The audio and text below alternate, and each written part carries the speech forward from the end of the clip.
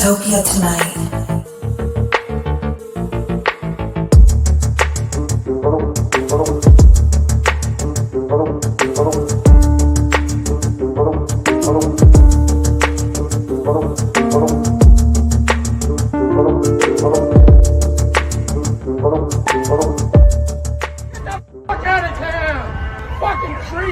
Dystopia tonight.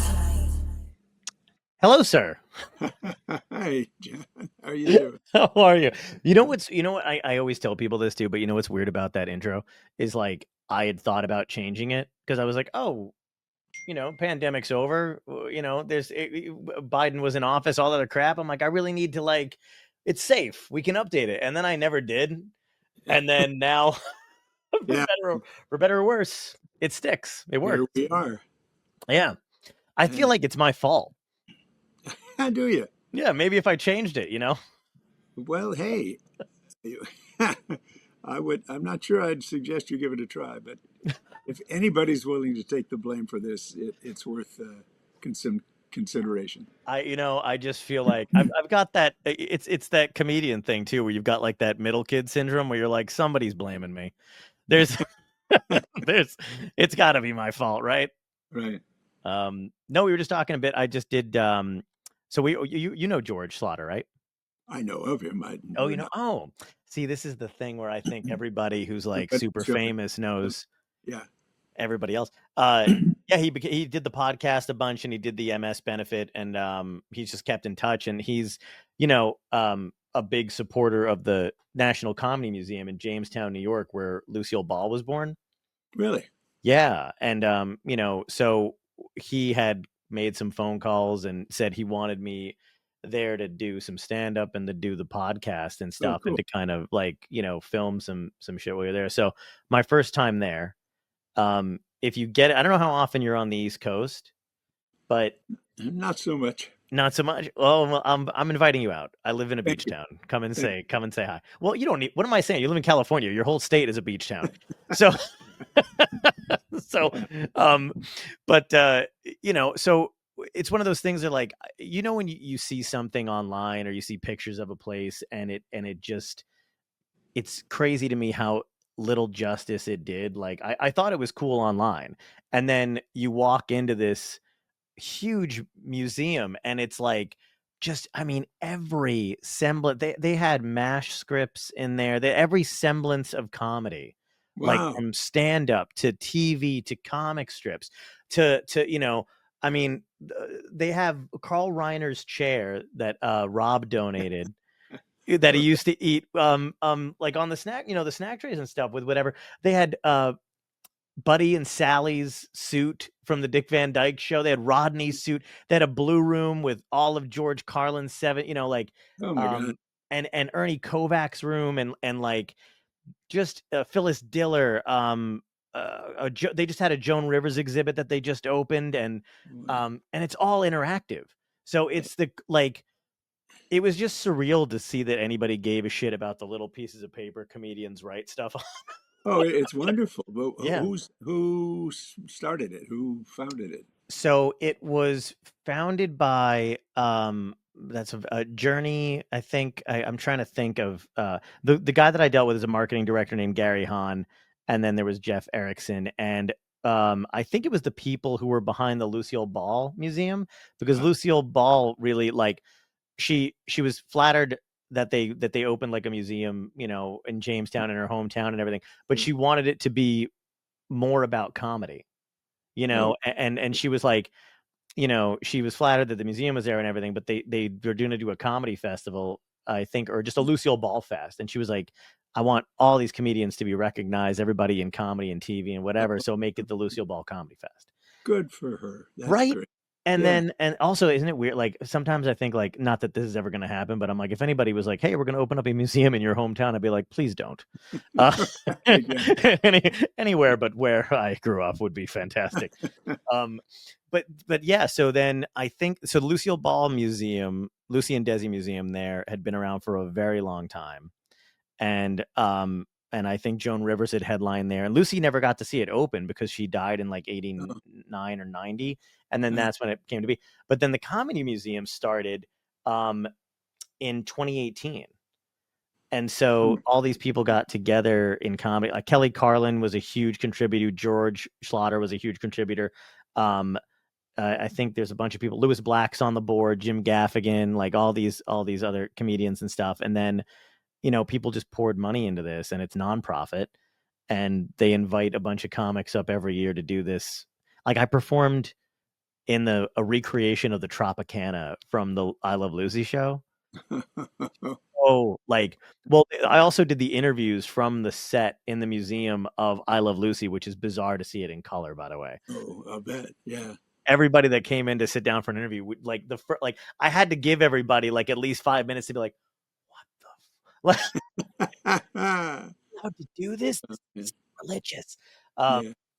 So that was a week of doing that, and it was surreal, and it was a blast. So it was a nice distraction for a bit. I'll bet. And now, is it mostly comedy performers? Is somebody like Larry Gelbart Yeah.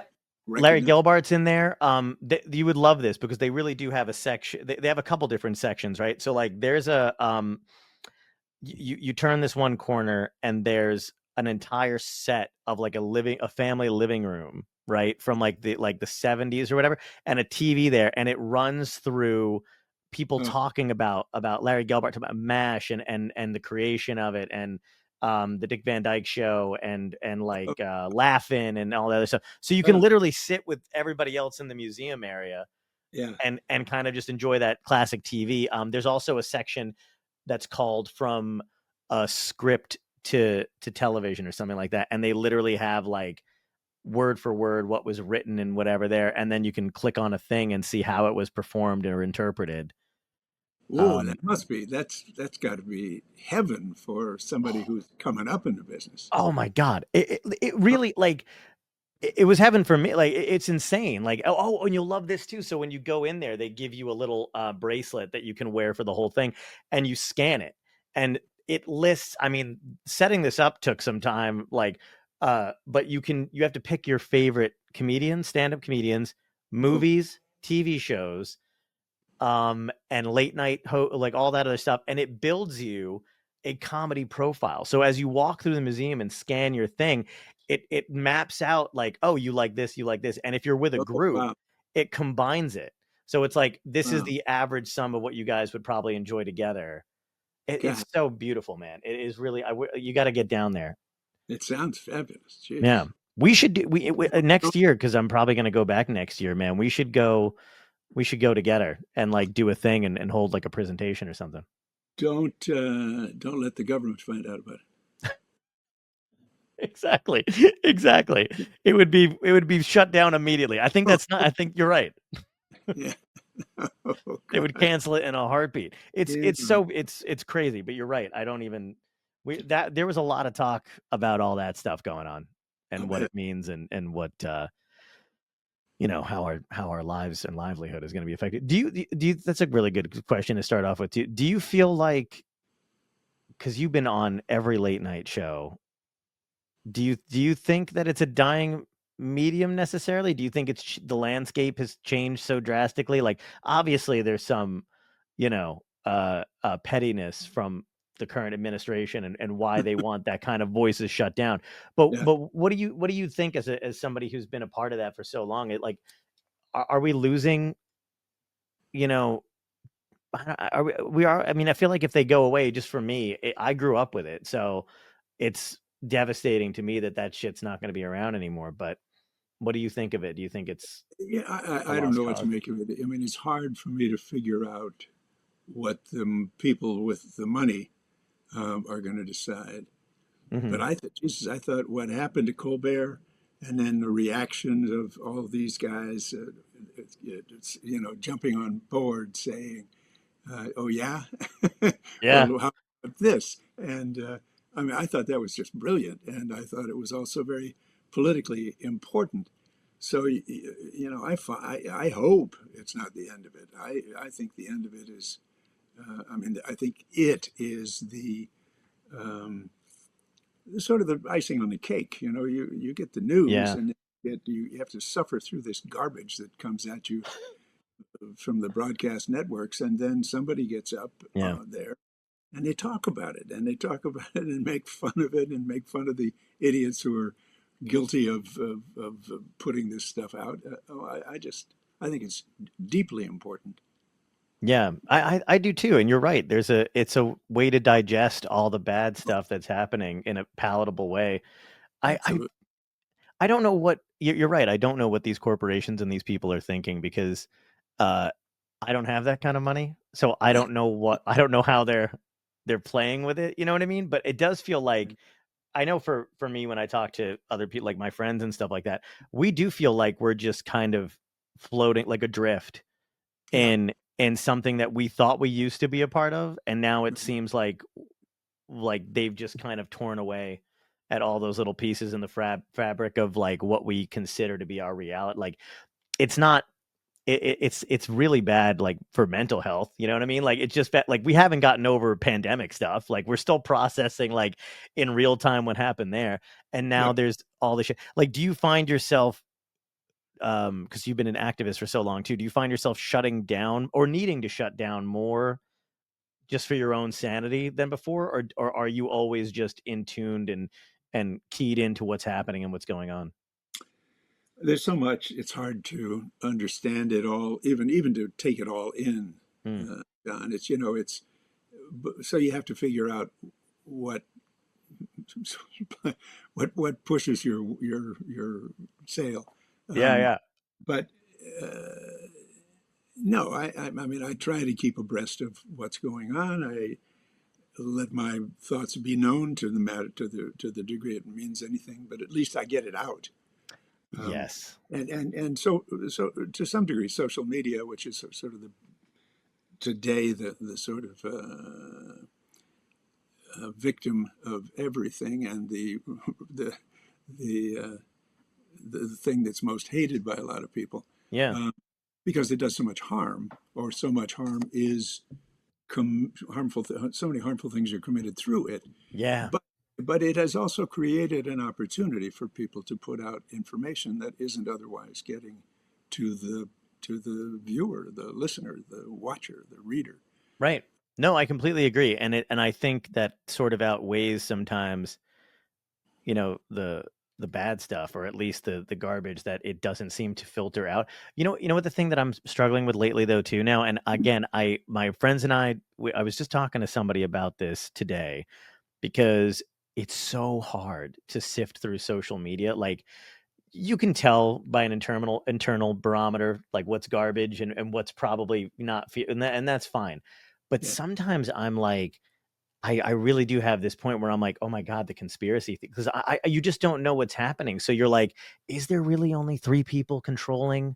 You know what I mean? Like, I really like, I find myself like late at night, which is probably not the best time to be scrolling, but like late at night, I'm like, yeah, there's three guys and they're right. controlling, Yeah. they're spinning the wheels for the whole thing. But I don't know anymore. You know what I mean? It feels like because you know what the thing is too is like that's a safe answer too.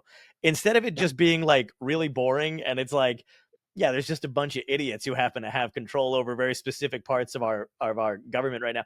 It really Those, does feel better to be like, no, three evil geniuses right. got together. They used to call it the deep state until they became the deep state, and now it's Exactly. That's what oh my God, dude, I'm so afraid. Like I really have to reel myself back in from like thinking like that because I'm like, oh, I could see it. It's just going the other way. yeah, I'm losing my mind. yeah. Well, I mean, you've got this crazy man. I mean, truly, in my view, a mentally ill man Yeah. in the position of the most powerful human being in the world, Hmm. um, and just this parade of lackeys who will not only not only Is it follow. him?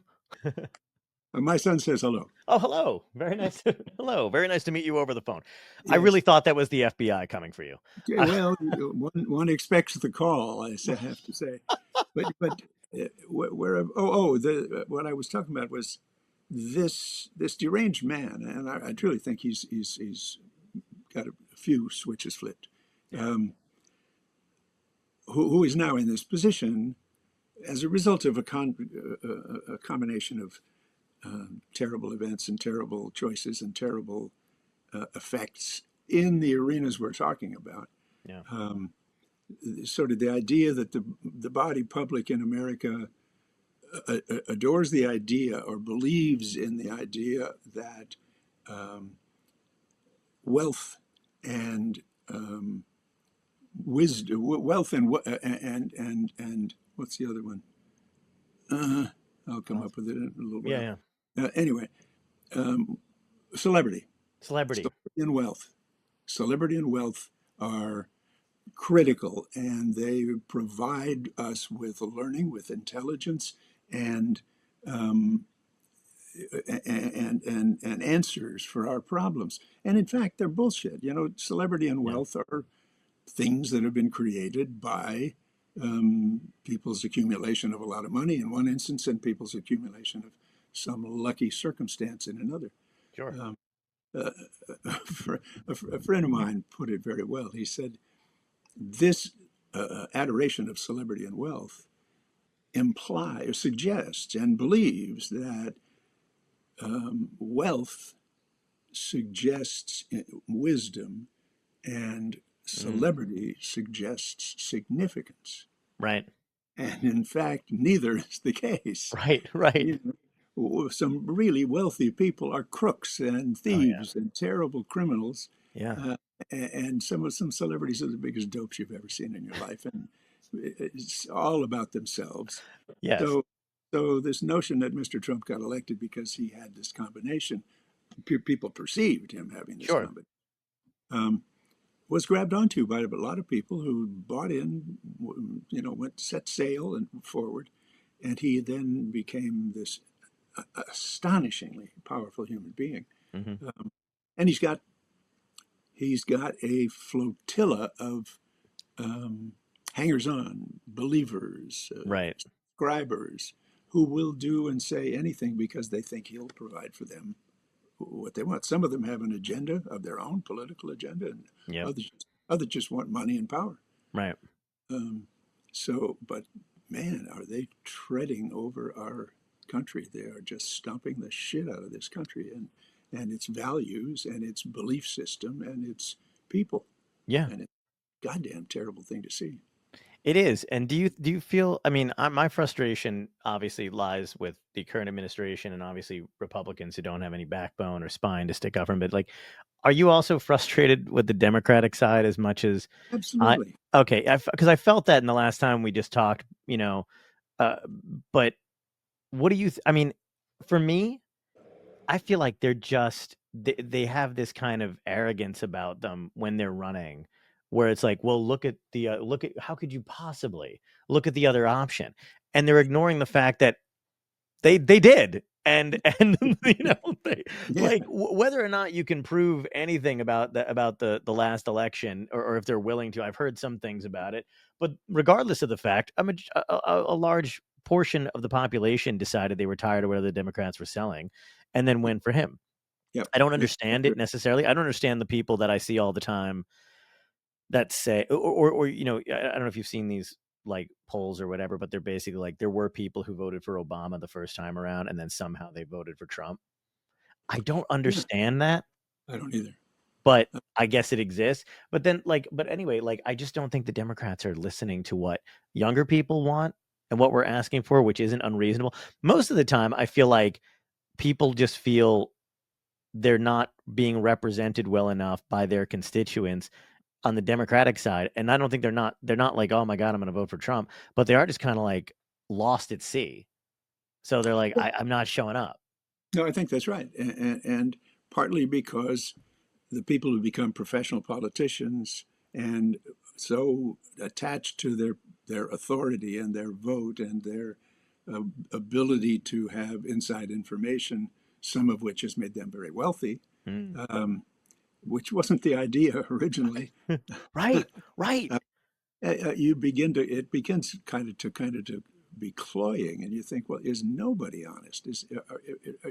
Is there no such thing as integrity anymore?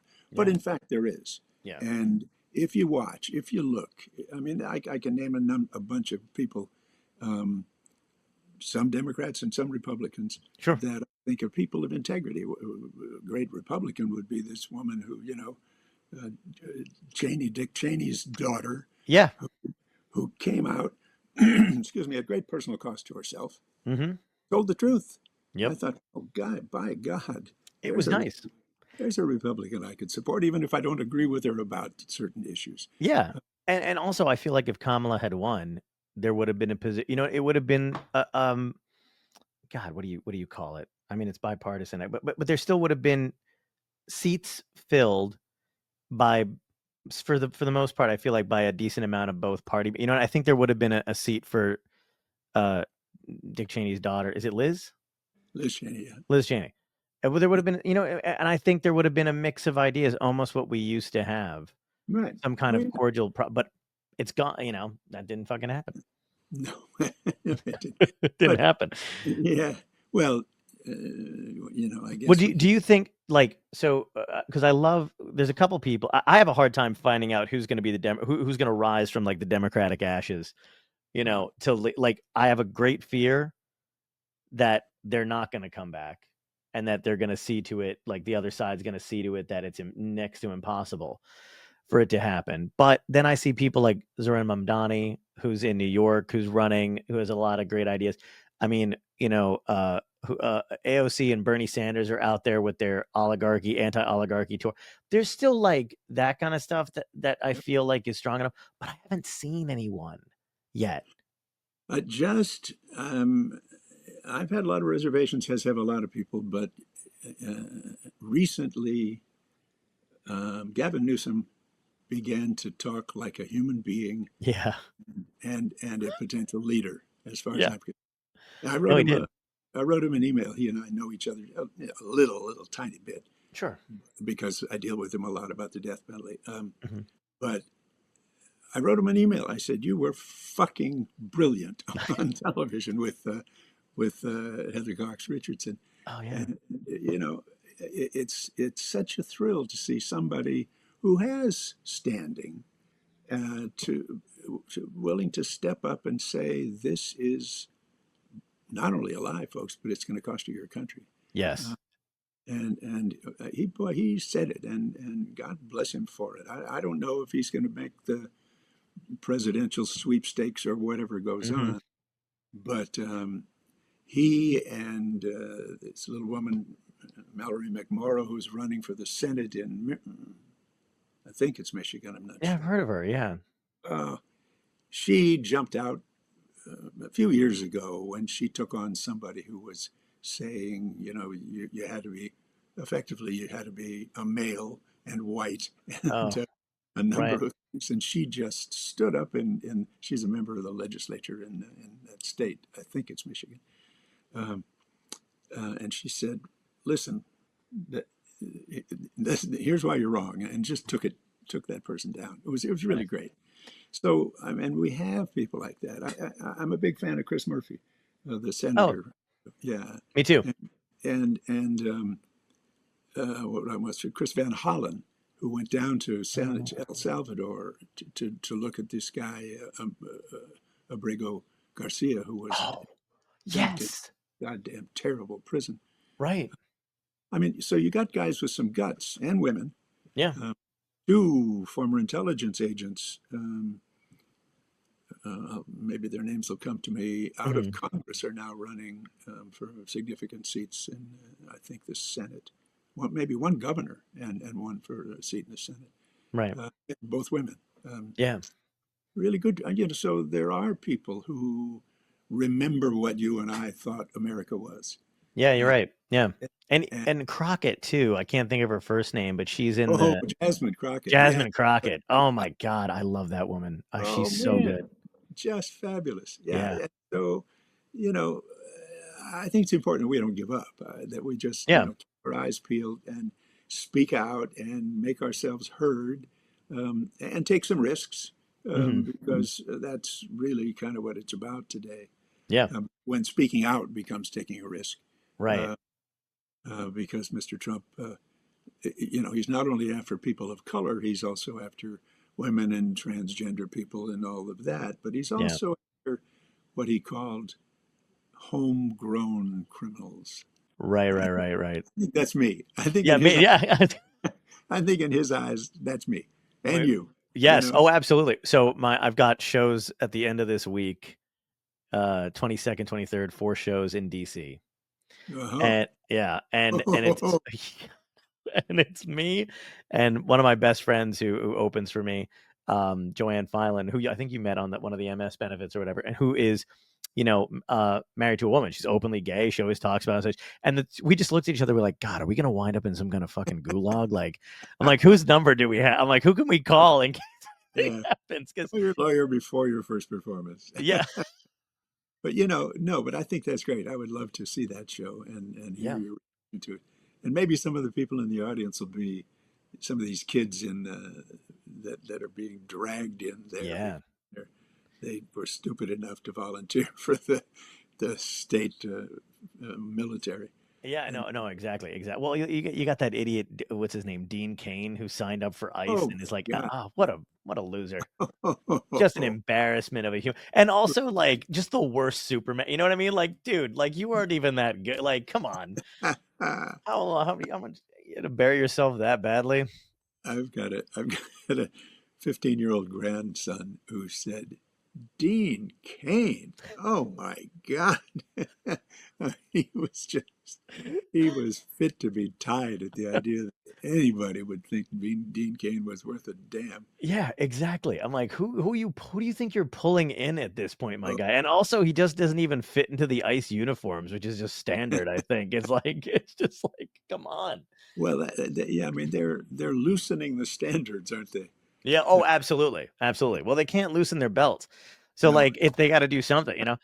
There's, the thing that I always wondered too is like I just about the Democrats especially, like so Trump's effectively has this dictatorship going on, right? And I just don't know because I don't think I've ever seen it. How the hell do you correct? Let's say the Democrats get back in power. In order to correct a dictatorship and all what do you call it? What's it called when you sign the legislation that like and then the law passes without going to Congress? My God, I can't think of the word. You know what I'm talking about? Like the Well, the declaration, I mean, he signs these memoranda every day. that's what I'm talking. Yeah, that kind of stuff. Like he's Presidential memorandum. I don't know what that. yeah, it's like he signs that kind of stuff. Oh, But like if you're gonna like I really do. How do you do that without becoming dictators? You know what I mean? Like to undo what a dictator has done, yeah. what do you do? And I honestly, though, I don't think I would mind if like our side of it's so messed up, Mike. Like I always think about that where I'm just like, hey, you know what? If we just keep signing for like, 72 hours, wipe it all away and give us just give it to us. Just we've been through too much. Well, I think the majority of the things that he signed, these dictates that he signs, are being challenged in court, and most of them Yes. are being thrown out. Yeah. He doesn't have the authority, the power to do the things he says, but he's finding ways through this Project 2025. This guy, what's his name, who is one of the architects, one of the strong people, and who is now runs the Office of Management and Budget, and Oh, Russ Vogt. yeah. Vogt is his name. Yeah. Voughc or something like that. Yeah. And the other guy, my personal hate, is that a word I can use? Yeah. Uh, Oh, I have such distinct detestment. No, that's mm, not. Yeah, anyway, yeah. I really dislike this guy. Yeah. Is Stephen Miller, Yeah, me too. and between Russ Vile. Vogt and Stephen Miller, my suspicion is that Trump is addled. I truly think he's mentally not well, Hmm. and he doesn't know much of what the government operation is about. And all this stuff came from Project 2025. And between Miller and Vogt, I think they're just whispering into his ear, saying, "Here's what we do next. Here's what Yeah. you should do next. Here's what you want to do next." Um, and they're pretty much dictating the, the behavior of the Trump administration. Is my fear. Yeah, I think so too, because there's definitely moments in press conferences where he seems to not understand what he's been implementing, which I think is really telling. Yeah. Like he's like, no, we're not doing that. Like almost since I mean, as sincere as Trump can get, but like they're like, your policies are doing this, and he's like, no, they're not doing that. Like so I don't think he know. I think you're right.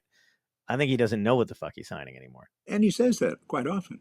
Somebody will ask him a question and say, well, I don't know about that. And I really want one of these reporters one of these days to say, sir, you're the president of the United States. How can you not know about that? Yeah, I agree. Do you think, I always felt like kind of annoyed by this just a smidge, right? Because the Democrats will go out and they'll tweet something, and they'll be like, this is what they're doing. This is what they're taking away from you. And as either somebody who's just coming to and back from a gig or people I know are coming to and from work, sometimes I see that and I go, yeah, and I'm in traffic on the 405. I don't know what you want me to do about this right now. Like, and then part of me also goes like, didn't we hire you? Like, I remember voting. I didn't know that I was going to vote so you could tweet and then tell me what was being taken away. And then I'm like, do they really want, like, what I feel like the Democrats are sometimes? They're like a jilted lover who was like, well, when the Democrats won, the Republicans stormed the Capitol. But I'm not saying we should do that. I mean, like they're very much like they did that for him. Why wouldn't you do that for us? I'm not saying you should. I'm just saying, they're jealous. Like it's a tough one because the Democrats in large part, and the smart Democrats, are wedded to playing by the rules. Yeah, these are people who went to Congress because they believed in it. I look at these Congress people. Some of them, this guy Crow, yep, former Marine Raider or Ranger or Army guy, but I mean, he stood up when the mob was trying to tear the house apart. yeah, He was giving people instructions about how to do this kind of stuff. I mean, there's some of these folks, women and men, who are really, really dedicated, really thoughtful, really good folks, and I think they are hampered by a belief in the system that doesn't want them to do what they would consider to be either illegal or inappropriate. right. And it's you don't have that problem. You don't have that self-restriction on the part of the other side. They will do anything they feel like doing, Yeah, and say it, and or encourage somebody else who's a little more loose-minded than they are to act out violently.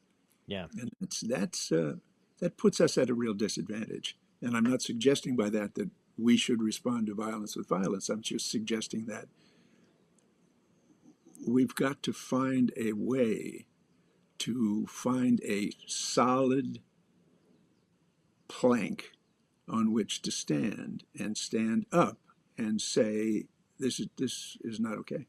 Yeah. And maybe go to jail. I don't know. I don't know what happens then. I wonder that too. I wonder like at what point does that become the only option where you have to push back? Because I see people like, going either toe to toe with some of the people from ICE or like at least I love when I see a video of a group of people in a town that are pushing back against these Gestapo that are there. That I love that. And then I kind of wonder why it's not happening everywhere either. And then I'm like, maybe people can't risk, maybe they don't know, if anybody else is going to join, if it's just going to be them. Like, but I wish there was a solid, more communal foundation, like someplace, because like Twitter's no longer, Facebook's weird, Instagram's not meant for that. But I just wish there was something, like we could say this is what we're doing. We're not gonna, because I do think like, what sometimes I realize like even with the, when we were all in lockdown or whatever and the BLM stuff was going on,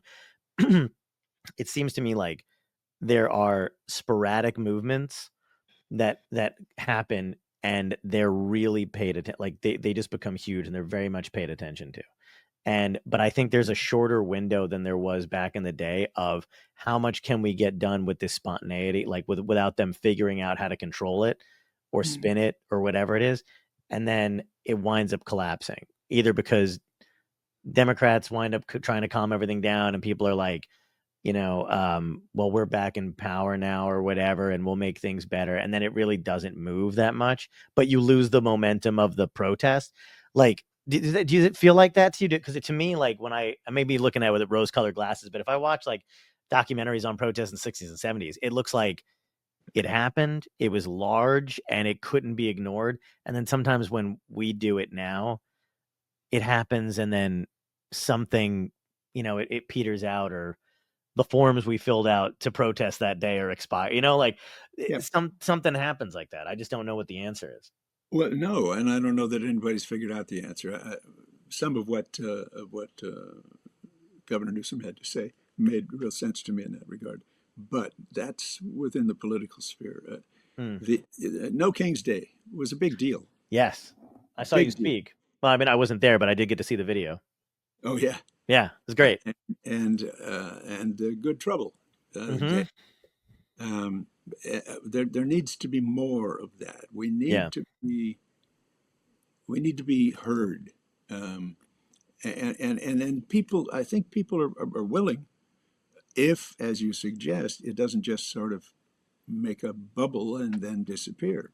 hmm We've got to. I, I think who knows, but this business of occupying D.C. and what they've done yeah, is pretty hideous. And yeah, if he and he did it here in L.A. for a short time, hmm um, but I think the plan is to do more of that in more democratic cities, yep, uh, and that's going to I think ignite some real response. And I don't mean to use the word ignite in a sense of violent response. right, I hope, in fact, the response is really big and not violent. right, Um, because the next step, obviously, is revolution, and revolution is going to be yeah, it's going to be um, bloody and awful and largely pointless, I'm afraid. I agree. Yeah, it's not going to be. It's not what everybody. I don't know people who I know. Some people on both sides of the thing who are like oddly rooting for it, and I'm like, you don't get it. Like, it's not this. This isn't the same atmosphere you're thinking in your head when you're reading those history books. Like, it's going to be freaking. It's going to be horrendous. I mean, just the what we have to work with now alone is not going to be a Yeah, good time for that kind of shit. Um, and you don't want to have it when he's got control either. Like, there's no time. Like, I wish there were many quote unquote revolutions for certain things. Like, some days I don't understand how people aren't out in the street every day about healthcare. Like, just absolutely. just alone Yeah, like that. To me, I'm like, I don't care who's in office. yeah, Like, people should be I'm constantly battling with stuff like that, and sure. then and now I've got like my mom's older now, and like my family members are old and stuff like that. So I'm like, this is happening in 2025. Everybody's struggling with that kind of stuff. I never thought I'd see it. Like, you know, we have on one hand like medical miracles and things improving scientifically and all this stuff, but just no access to it. Well, because his appointee, RFK Jr., Yep, is a wacko. exactly. What is? I mean, here's what I don't understand, and I don't know if you understand either, but I just don't understand. How is that they're not there? Shouldn't there have been things in place, like, you know what I mean? Like, I Yeah, just, like, I was always told that there were like institutions and people who you didn't see that often running them, yeah. who are doing whatever, and then all of a sudden it just seems easy. Like, all the stuff that Democrats tell us we can't do because of, like, well, it takes time and blah blah blah. They're like, they're just bulldozing right through it. So Well, bulldoze is the right word. yeah, They got him elected, and it's a combination of things: the screw up in the Biden campaign, I think, and the late withdrawal, and it gave Kamala hmm a really short term to start what was, I thought, a wonderful campaign. yeah, it was good. She had a couple things going against her. One is that she's a woman, and one is that she's a woman of color, Yeah. and it was hard for some people to consider. But the I'm losing the thread of what you said, but Oh, now I've lost it. Oh, okay. I was. I'm Oh, no, no, no, no, no, no. It's fine. I lose it mid speech sometimes. well, I just did I'm that. like, what the hell was I saying? You, No, no, no, no. I was just saying how, you know, the just basically that there were supposed to be these people in place. indeed, yeah, Yeah, yeah, and systems. But systems.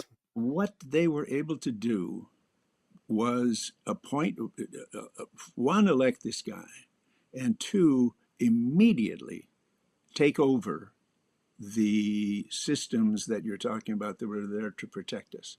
Yeah. The Justice Department used to be the Justice Department separated from the presidency. Justice Department is now owned by the president. The Hmm. same with most of these other institutions in government that were established to demonstrate a kind of safety because of different people, different views, checks and balances, offsetting authorities, things that simply have ceased to exist in this particular administration.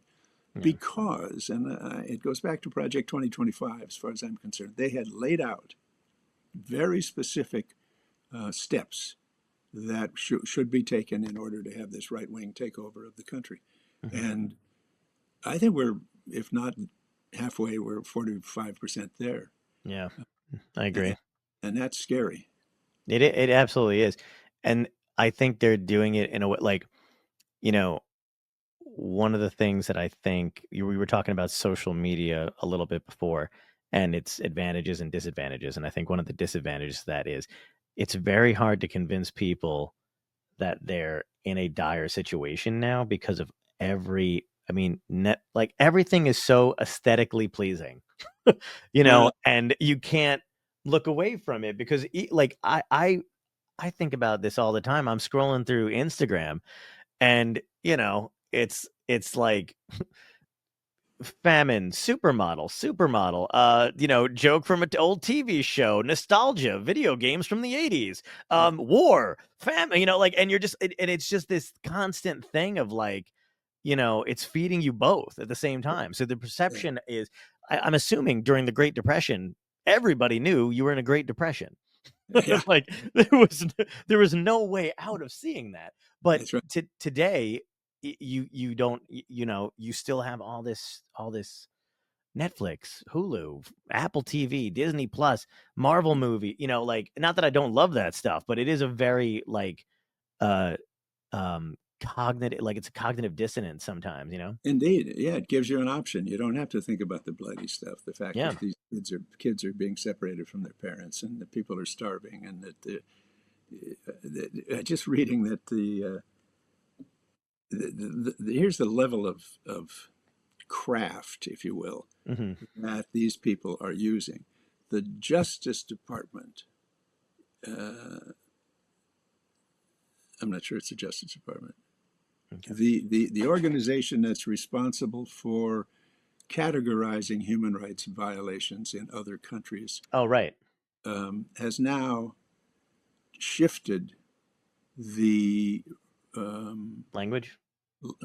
not only the language but the rating of different countries based on their political.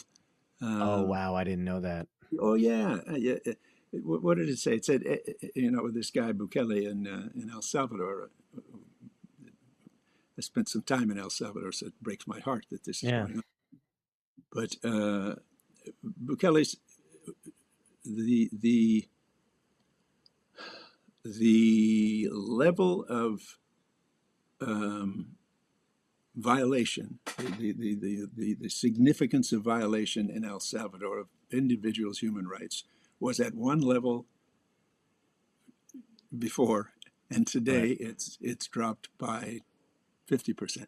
Holy Not because shit. these human rights violations have stopped happening, it's Right. because we have stopped recognizing those human rights violations. Same That's thing in Israel, same insane. thing in other countries. Yeah. But it's a sign of the craftiness of the people who are behind it's like behind the screen, behind in with the Wizard of Oz, the guy that's back there Right. twirling the knobs and spinning the things and telling Trump what to say. Right. Yeah, absolutely.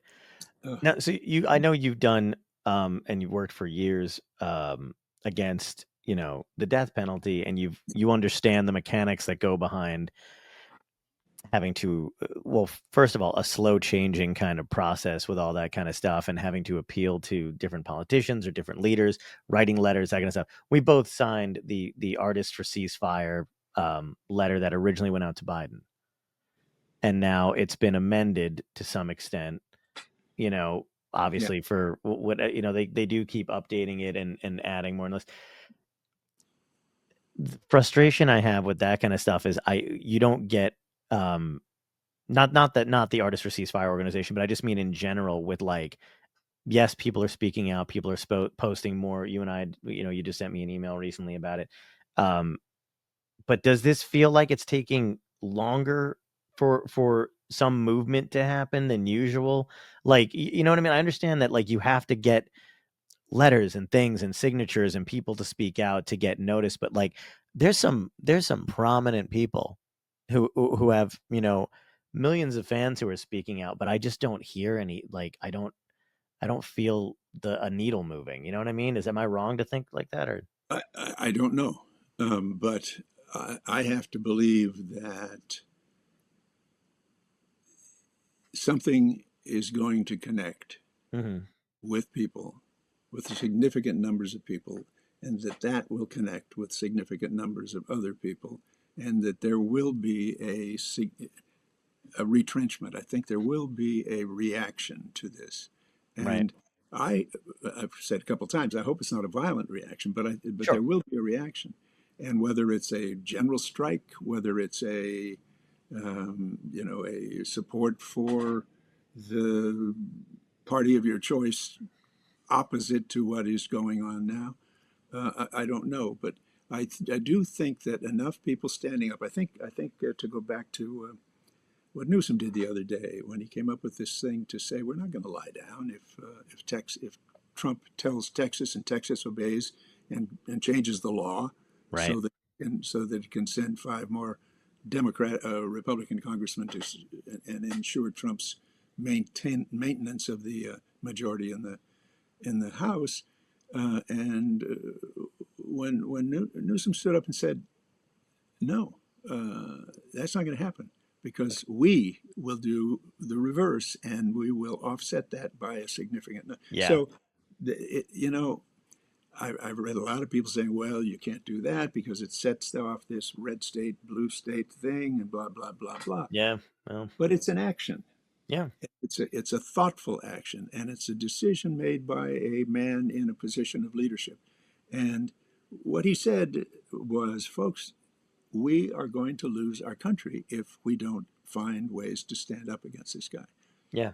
And I think that's bottom line. That's it. We're going to lose the country unless we find ways to join together and express our opposition in ways that have an effect. Yeah. I'm not yet sure what they are, but people are beginning to experiment, and we're going to find out. The experiment, that's a good word to use, because it is, I feel like we're back into that phase Yeah, of having to just see what sticks and what hits the wall. And it's weird to be alive or part of that. Like, I it's incredibly bizarre for my generation who, 2001, I was in high school when then the towers, collapsed. That was 9/11. Then we went into how many recessions? We're going through four now. You know what I mean? Like, yeah, it's so, and then my friends and I will just sit around and we'll be like, God, I'm stressed. I don't know why. It's like, what do you mean you don't know why? Are you kidding me? Like, it's been nonstop, a pandemic, a war, two wars, a fucking, you know, yeah. but it's weird to be living through it, because you really do feel like you should be doing more, but you're also still trying to survive, and you're trying to, Well, make a that's it. living and That's whatever. right.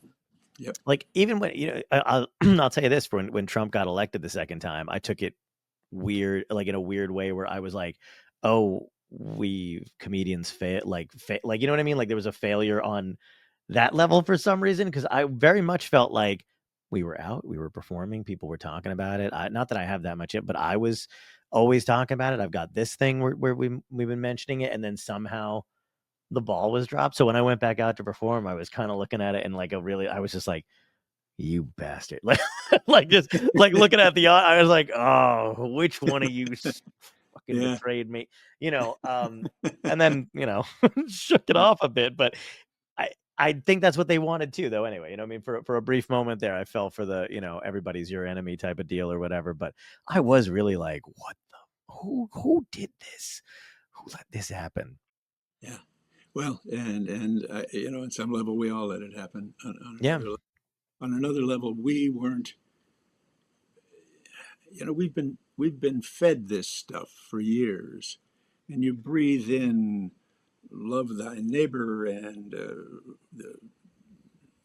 this country of patriotic belief in the United States, and we're a land of the free and the home of the brave, and it becomes kind of mind-numbingly meaningless when you just Mm-hmm. repeat the words without making sure that you're living in a way that's consistent with that, and you're Yeah. ensuring that the people who are in positions of authority really understand that. So, yeah, I mean, we let things slip, and I think it's going to take some time and energy to really bring it back to a place where people matter, Yeah. where the idea that there are people in this country. I had a friend say to me last night, you know what we ought to do? We ought to make it illegal to be a billionaire. Yeah.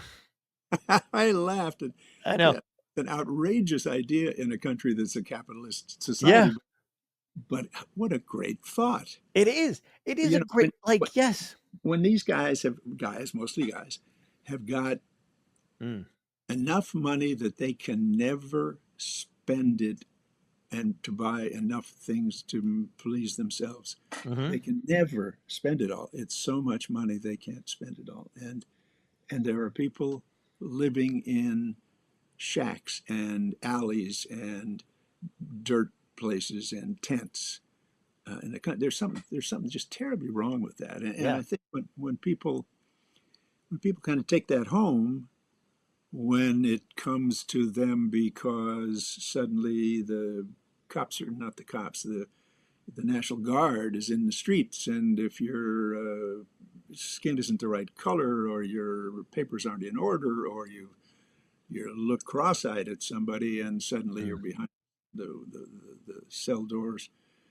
Um, I think those before that happens, we need to make those words more than words, make them meaningful in our Yeah. lives and in the lives of the people around us.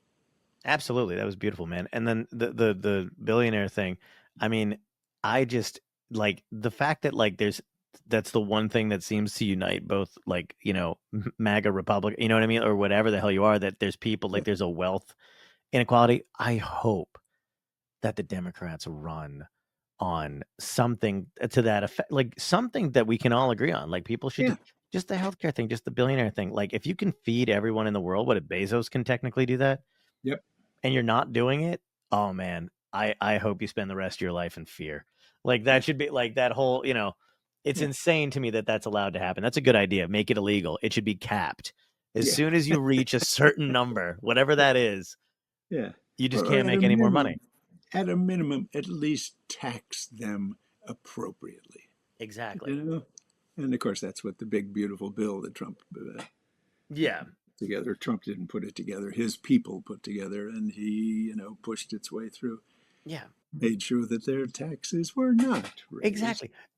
And you know what else is insane to me too is just, and I'm sure people have talked about this ad nauseum, but just the Epstein files and like the the base that he's lost.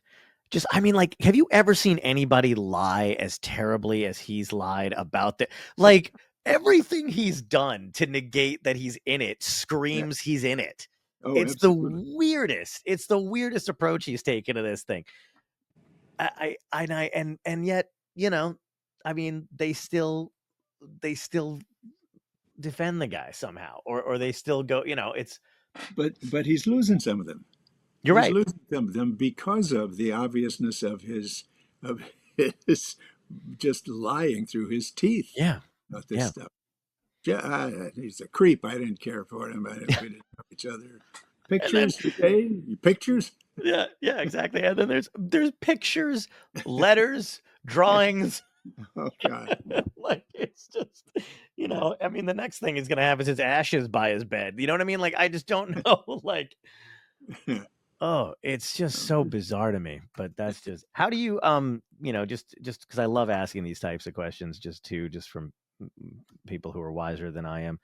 Uh for our audience, like how do you and Shelly too, like how do you guys kind of not fall prey to depression, you know what I mean, or just the anxiety of it all every day too? Are you like do you have good coping mechanisms and stuff you do to keep yourself? Is it family, is it friends, do you guys eat bonbons? Like what do you do? Like what is it like a sweet treat we can all get in on?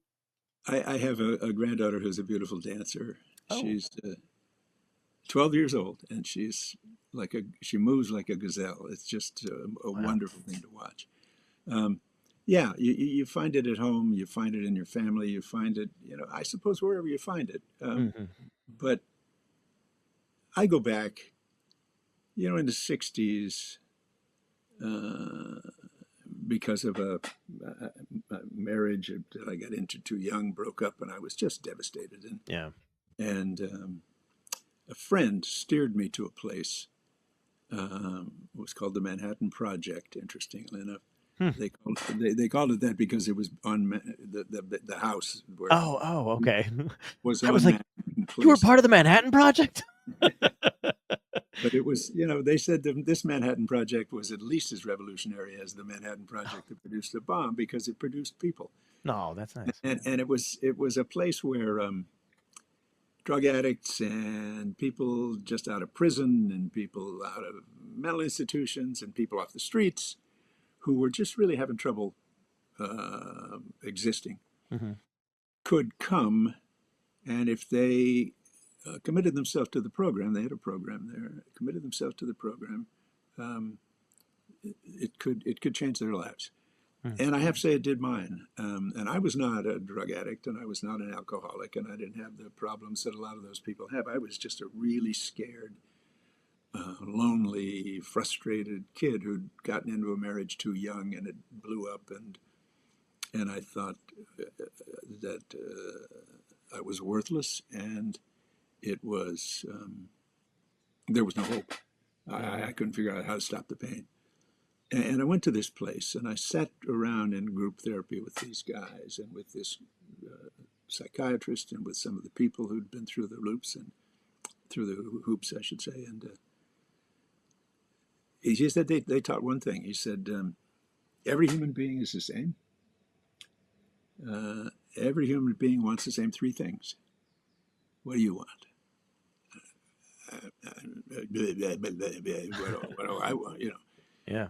Well, every human being wants the same three things. They want love, they want attention, and they want respect. Hmm. What do you want? And I said, well, I want my wife back, and I want to. Right. He said, we think every human being wants the same three. They did this to me 3 or 4 times before I kind of got it. Hmm. And I said, instead of saying, I want my wife and I want my sister, what do you want? We think that every human being wants the same three things. What do you want? And I said, okay, I want love. And before I could finish saying, I want love, respect, and attention, I was bawling, Wow. just tears racing down my face. And these two men had leapt to their feet and grabbed me. Wow. And two things. One, I think that's the first time a man had ever held me, had ever hugged me, Hmm. including my Right. wife. And the other was it it moved something in me. And I spent a year at this place working with those people. And the new ones came in, and with tales that would make you want to lie on the floor and weep Right. about lives and what they had gone through and stuff. But you just deal with them like human beings who mean something. Mm. and you ask them what they want, and you teach them about what they can have. What they can have is self-respect and relationships with people that are open and fair and honest and um, mutually beneficial. Right, right. And it has stayed with, obviously stayed with me for many, many years. And as a result of that, I got into some of the other things I got into. But I'll never forget that experience. And I think fundamentally that's what we're talking about is people forgetting what they really want in life and people forgetting that everybody else wants the same thing. Mm-hmm. Um, um, and and if you allow yourself to be vulnerable enough to reach out to people openly and fairly and honestly with love, it's amazing the things that can happen. And I think that's the root of what the opposition to this catastrophe that's happening in this country has to be. It has to be people of integrity who give a shit about the people around them, um, and are willing to stand up and say, no, this is not right. We're not going to Mm-hmm. accept this. Um, you can't do that. Yeah. That's no man. Thank you for that. That was beautiful. Um, it's so great. Like uh, I just started. I never talk about personal stuff too much on here anyway, but I literally just started dating somebody again for like the first time, like literally, like actually, like dating. You know what I mean? In a long time, because I had resigned, like series of close bad relation, or whatever it is. But Yeah. I have this, like I guess most people would do it too, but like either an erotic side or whatever side where I was like, you know what, trial and error, man. Maybe the math isn't mathing and this just isn't for you. And just leave it at that. And I really like, you believe that kind of stuff for a Yeah. very like you just go, this is how I have to survive, this is how I have to live. And I had not actually seriously dated somebody. I maybe like pre-pandemic, like whatever. I mean, I would, Yeah. not to get, but like you go out, you meet people, whatever. But also that's kind of, I didn't realize how much that was like ingesting poison to a certain extent, because you're blocking things out, you're doing stuff, and then it's a hard thing to describe too, but you know what I mean? Like you're just you're making somewhat of an attachment, I guess, and then severing it. And it just feels like you're breaking like that time all the time. But I also thought like this is how it's got to be. This is the way it's got to be done. And I just met somebody who's an actress, and we were working on something together. We were promoting something, and then we talked for like a while, like a long time before we started realizing we liked each other. But she reminded me the other day. She was like, when we first talked, you would basically list. You were like, I don't date. Like, I don't. I'm not gonna do that. I'm not gonna do it seriously. And I was like, yeah, I guess I did say all that stuff. And we wound up dating because she had said something about, she was obviously single, but like she was like, yeah, I can't fix things from the outside of a relationship that I want to be fixed. I got to do it from the inside. And I mean, as you ever feel like you're just like, I'm like, what have I been walking around? Like, I was just like, it was Yeah. just like a one thing that I was like, oh my God, that's absolutely correct. I'm an idiot. Well, And then we started, but it's that thing of like, everybody wants like, not that I convinced myself I didn't, but it was just a thing of like, well, this is like, sometimes I think I just walked around feeling like there was fundamentally a piece missing, that I just thought that was how it was supposed to yeah. go. Like, Yeah. and that was fine with it. I was doing stand up, I was doing whatever, but I was only I was forced myself to be a very one dimensional thing. And you can't survive like it's weird to me that like you can convince yourself of that stuff, and Oh yeah. Well, it's a way you protect yourself from the fear. yes, You, exactly. And yeah. and yet and again, like in just ingesting regular poison on the like Right. can't That's right. do that. That might lead to something special. Yeah. I need to all the other dumb stuff. Yeah, no, it's so weird, man. But that's great. I didn't, the Manhattan Project thing sounds awesome, and like it came at a time when you really needed it. So that's Oh God, did it beautiful. ever? Yeah, Yeah. yeah, And what a name for it though too. yeah. Well, just, yeah. That's incredible. I want to thank you for coming on. I don't want to keep you, too long. Can I ask you the last 3 questions that I've been asking people for a while now? Sure, of course. All right, here we go. If you can go back in time and talk to your younger self, choose an age where you think you'd need to hear something, but what would you tell yourself that would help you right now? You're okay. Nice. Nice. I love that. And the second question would be, what had to end in your life, good or bad? You may have already answered this, but good or bad, that led you to where you are today? So it could be anything. Oh boy, I think I had to stop stopping myself. Oh, in terms of career or just life in general? In terms of opening up to Oh, possibility. wow. Did you find that to be a process that took some time to do, or was it like an epiphany, a realization, and you just, changed your life then and there? Well, I will go back to the house. Sure. A guy, I was in a group, therapy group with Hmm. the, and tough sons of bitches, some of them out of prisons and off the streets and whatever. And this guy said something, and I Hmm. said, no, I don't think so. And he said, hey, who the fuck are you? And I said, I'm Mike. Hmm. And he said, what the fuck is a mic?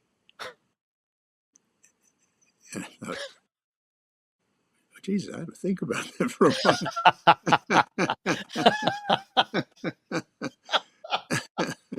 Oh, that's great. Oh, that's great. What the fuck is a mic? Oh, it's a good question. Yeah. Let me Oh, think. Jesus. That's hilarious. And then the last question is ties into the show. It's Dystopia tonight. So if you woke up tomorrow, because there's that I think 2036 they said there's a meteor coming, Oh, yeah. something like that's gonna pass really close to Earth. It's true, like whenever, and it might hit the moon or some shit. But let's say you wake up tomorrow, whatever it is, you get to decide what's gonna be the thing. But everybody's got 24 hours left. Mm. What are you gonna be doing? What song do you want to be listening to, or album, and who are you gonna be with? Mm. I would grab my wife's hand and have her grab the hand of my son, and my other hand I'd grab my daughter, and she'd have her children, and we would make a big line, and they could reach out to hold other people's hands as far as we could go. Ooh. And what was this? What the song? Oh yeah, what song or album? What are you listening to? What music? What piece of music? Yeah. Yeah. God. Hallelujah. Oh, by anyone in particular? Because there's a couple good versions. Rufus Wainwright's got a good one. I just heard, what's the woman's name that did it? A beautiful rendition of it. Well, but I always loved the one that Leonard Cohen? Oh, Leonard Cohen. Yeah. Yeah, yeah, Oh, that's a great one too. Absolutely. yeah. Beautiful, man. Thank you so much for doing this. I really appreciate. I love talking to you, man. It's always a blast to catch up and get some wisdom from the mountain. It's great to talk to you, John. Bless Thanks you so for much. doing all this, and hang in there, man. I will do. Will do, man. You too. Take care. Peace.